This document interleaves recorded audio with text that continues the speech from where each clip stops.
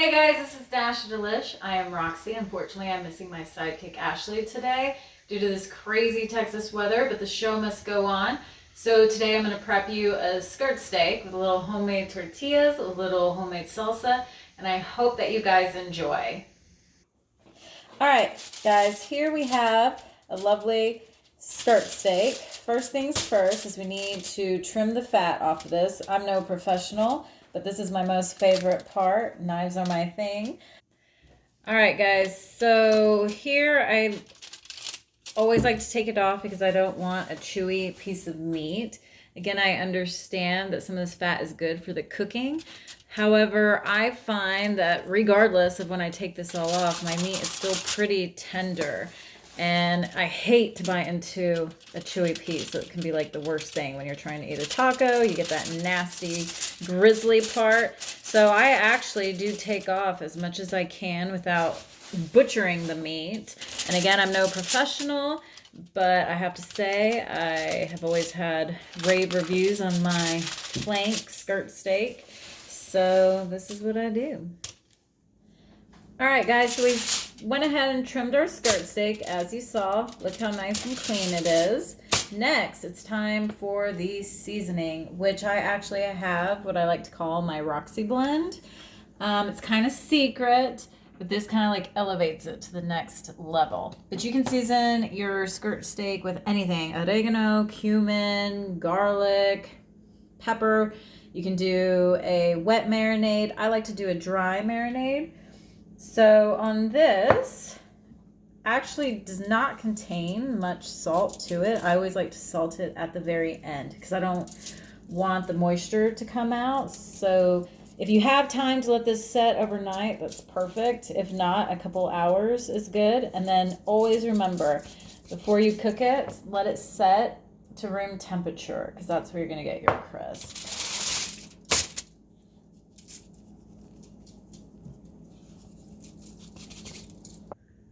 All right, guys, now it's time to cook these bad boys. I had already pre-prepped 2 of them. So here I have this lovely copper griddle. I add no oil to it or anything. It always cooks my stuff to perfection, so my little nephew says. So I'm gonna keep rolling with it. And here we have it set at 350, which I get pretty hot pretty quick. So let's rock and roll.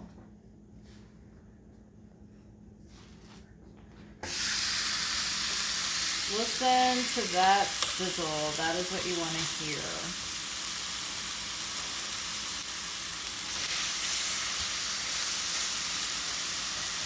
Now, really, since they're so thin, I literally might do like 2.5 minutes on each side. Then I like to foil them and kind of keep cooking. So if you like that medium rare, that's perfect. If you want more, then I would suggest maybe doing 3 and 3. It's all to your preference. All right, guys, time to flip these bad boys. See, there's no oil. However, you still get that nice little charredness. Who says you need a grill? You can do anything on this copper top.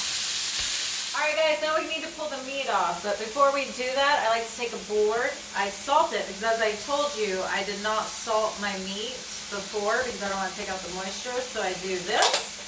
I add a little parsley to my board. And then, there they are. I'm going to pull these bad boys off like so. And what I do from there is I'm going to put some foil over it to let it continue to cook. Again, I'm looking for a medium rare. I've got a little salt on the board. If I need to add a little more at the end after I cut it, I'll do so. But this is that.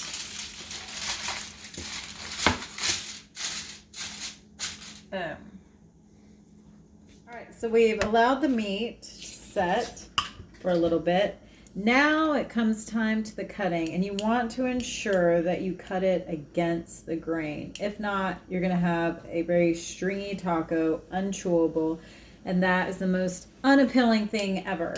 So what I do is I cut it like so, kind of set that aside. And then now I'm going to cut against the grain. I like to cut it really thin. Remember, we have all the salt and parsley beneath it. So we'll kind of like mix it within its juices afterwards.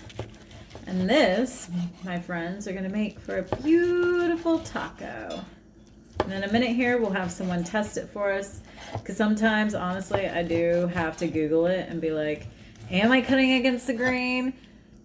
Because I sometimes get confused. But today, I think we are in it. And now we're going to give it to our friend Elijah to take a test. Now it's the pull test. So you bite it like so. And if it breaks perfectly, you are golden. Tender? Mm-hmm. We're now sitting here at the table. Again, I'm so honored to have here Elijah Pauls with us. Again, at the end of the notes, I'm going to show you the link that you can go and follow him. But for now, I'm going to prep him his plate. We have us here, our corn tortillas. All right, and now the action begins. So we have this meat. Again, I like medium rare. If you don't, you can cook it a little bit longer. I think this is the way to go. We're going to do a little onion. We got some cheese. You like cheese, right? Oh, yeah. As I say, if you don't, you need to get out of this household. So we're going to do like so. And then we have our chile de arbol. It's a little spicy. But you need some spice in your life, Indiana. You need some spice. And then here we go. All right, hold on. You got cheers with me? That's Texas manners. There we go. Let's dig in. Here we